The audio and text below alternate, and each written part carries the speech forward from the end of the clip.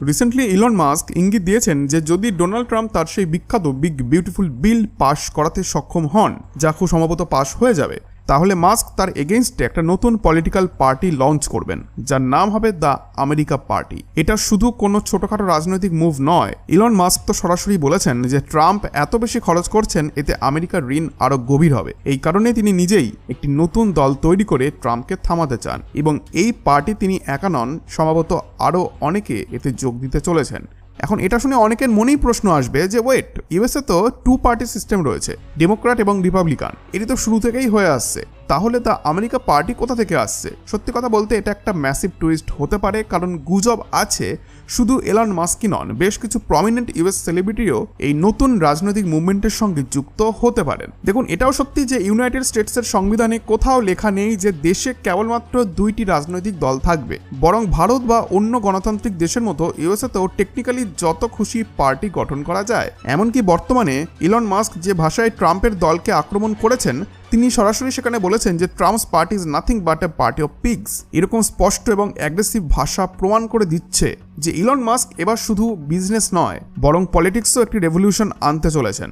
ধরুন, আগামীতে যদি Hollywood actor Robert Downey Junior ঘোষণা করেন যে উনি নিজেই একটা রাজনৈতিক দল তৈরি করতে চাইছেন, তখন সেটা আমেরিকায় একদম সম্ভব। উনি চাইলে সরকারিভাবে একটি রেজিস্টার্ড পার্টি বানাতে পারেন। তবে সমস্যাটা কোথায় জানেন? যে ভোটাররা হয়তো তাকে সিরিয়াসলি নেবেন না। এখানেই আসে ভারত আর আমেরিকার রাজনীতির মূল পার্থক্য। ভারতে যদি আপনি একটা পার্টি চালান আর মাত্র 10% ভোটও পান, তাহলেও আপনার হাতে এমপি তৈরি করার ক্ষমতা থাকে, আপনি ডিসিশন মেকিং প্রক্রিয়ার একটি অংশ হতে পারেন। কিন্তু আমেরিকাতে এই ব্যাপারটা আলাদা। এখানে এমন একটি সিস্টেম কাজ করে, যিনি সবথেকে বেশি ভোট পান তিনিই জয়ী। তাই মানুষ সচরাচর তৃতীয় কোনো পার্টিকে ভোট দিতে চায় না। তারা ভাবে যে এতে ভোট স্প্লিট হয়ে যাবে। এই কারণেই দুটি প্রধান দলই সবকিছু দখল করে রাখে। রিপাবলিকান পার্টি, যার নেতৃত্বে আছেন ডোনাল্ড ট্রাম্প, আর ডেমোক্রেটিক পার্টি, যেখানে আছেন ওবামা বা ফর্মার প্রেসিডেন্ট জো বাইডেন।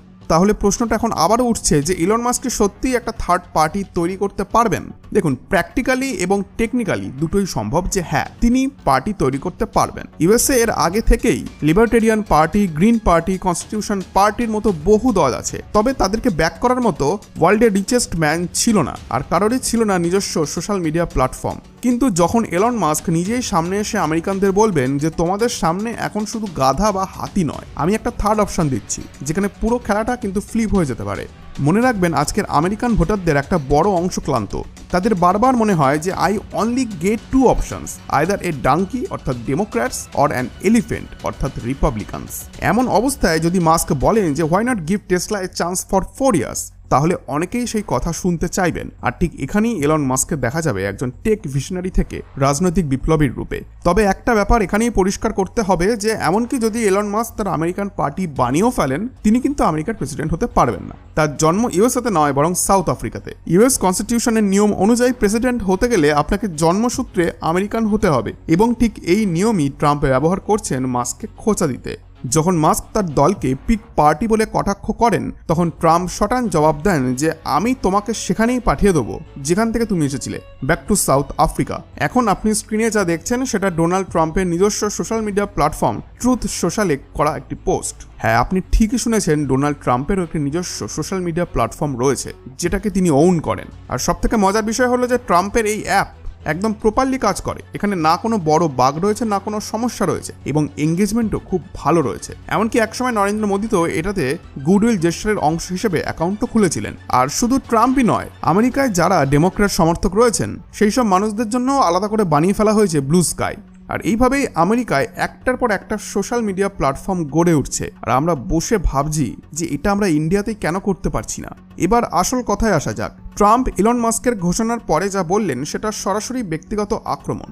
উনি বললেন যে মাস্ক আসলে হতাশ যে ট্রাম্পের বিগ বিউটিফুল বিলের কারণে ইভি ম্যান্ডেট অর্থাৎ ইলেকট্রিক ভেহিকল বাধ্যবাধকতা উঠে যাবে, আর সেটা হলে মাস্ক তার টেসলা গাড়ির জন্য যে সরকারি ভর্তুকি পেতেন সেটা বন্ধ হয়ে যাবে। এমন অবস্থায় ট্রাম্প ঠাস করে বললেন যে if the US government stops giving Elon Musk subsidies, he will have to shut down and go back home to South Africa.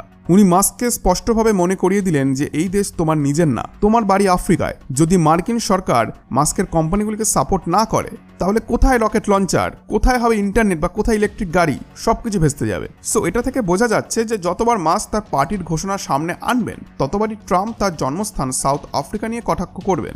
এবার যেটার জন্য আপনি ওয়েট করে আছেন যে ভারতে এর প্রভাব কি পড়বে, দেখুন এই কাহিনী শুধু আমেরিকার রাজনীতি নয়, এর গ্লোবাল শ্যাডো স্পষ্টভাবে পড়বে ভারতের ওপরেও। ইলন মাস্ক ইতিমধ্যেই ভারতে বড়সড় ইনভেস্টমেন্ট করেছেন। সম্প্রতি স্টারলিংক ভারতীয় বাজারে জোর করে ঢুকে পড়েছে। এমনকি নিউ ইয়র্ক টাইমস হেডলাইনও করেছে, Elon Musk Starlink pushes its way into India. এখানেই শেষ নয়, মাস্ক ভবিষ্যতে টেসলা গাড়িও ভারতে লঞ্চ করতে চান এবং স্টারলিংক ইন্টারনেট সার্ভিস বিক্রি করতে চান। কিন্তু আবারও একটি প্রশ্ন উঠছে যে এই আমেরিকান পার্টি যদি সত্যি প্রতিষ্ঠিত হয় তাহলে এর ফরেন পলিসি কেমন হবে। আপনারা সবাই জানেন যে ডেমোক্রেটস ক্ষমতা এলে ইউএস এর ফরেন পলিসি থাকে অনেকটা কূটনৈতিক এবং সমঝোতামূলক, আর রিপাবলিকানস ক্ষমতা এলে সেটা হয়ে যায় বেশি আক্রমণাত্মক এবং অ্যাগ্রেসিভ। তাই যদি ইলন মাস্ক সত্যি তার দল নিয়ে রাজনীতির মাঠে নামেন তাহলে ভারতের দিক থেকে একটা বড় প্রশ্ন থেকে যাবে, will Elon Musk America be pro India, neutral or unpredictable. দেখুন, আমাদের ভারতীয়দের এটা বুঝতে হবে যে ডেমোক্র্যাটস আর রিপাবলিকানস এদের ফরেন পলিসি একেবারে আলাদা রকম। ডেমোক্র্যাটসদের নীতিতে থাকে প্রচুর হিউম্যান রাইটস, গ্লোবাল স্যাংশন আর ডেমোক্রেসি স্প্রেডিং ইত্যাদি, আর রিপাবলিকানরা বেশি ফোকাস করে আমেরিকার সরাসরি লাভ বা ক্ষতির দিকটা নিয়ে, অনেক বেশি ট্রানজাকশনাল হয়। তাহলে এখন প্রশ্ন যে ইলন মাস্ক যদি তার নিজস্ব রাজনৈতিক দল নিয়ে আসেন তাহলে তিনি কোন ধরনের ফরেন পলিসিকে গ্রহণ করবেন এবং তার চোখে ভারত আর আমেরিকার সম্পর্ক ঠিক কোন জায়গায় দাঁড়াবে। কারণ কিছু জিনিস আমরা একেবারেই ইগনোর করতে পারি না যে মাস্কের কাছে ফান্ডিংয়ের কিন্তু কোনো অভাব নেই, আর সবথেকে বড় কথা তিনি শুধু ধনী নন, তিনি ওয়ার্ল্ডের সবথেকে পপুলার মানুষজনের মধ্যে একজন। তাই ধনী আর জনপ্রিয়তা এই কম্বিনেশনটাই একটা অসাধারণ রাজনৈতিক শক্তি তৈরি করে। কারণ অনেক সময় এমনও দেখা যায় যে একজন মিলিয়নিয়ার কিন্তু তার পপুলারিটি কম হওয়ার কারণে অনেক মানুষ তার কথা জানেই না, কিন্তু মাস্কের দিক থেকে তিনি ধনী হওয়ার সাথে সাথেও তার পপুলারিটি অনেক বেশি, যার জন্য তিনি চাইলেই একবারে অনেক জনকে জড়ো করে ফেলতে পারবেন। তাই এটুকু বলা যায় যে আমেরিকার রাজনীতিতে যা ঘটছে সেটা শুধুমাত্র ওদের ইকোনমি বা সমাজের জন্য গুরুত্বপূর্ণ নয়, এর প্রতিধ্বনি আমরা ভারতেও শুনতে পাবো আজ বা নয়তো কাল।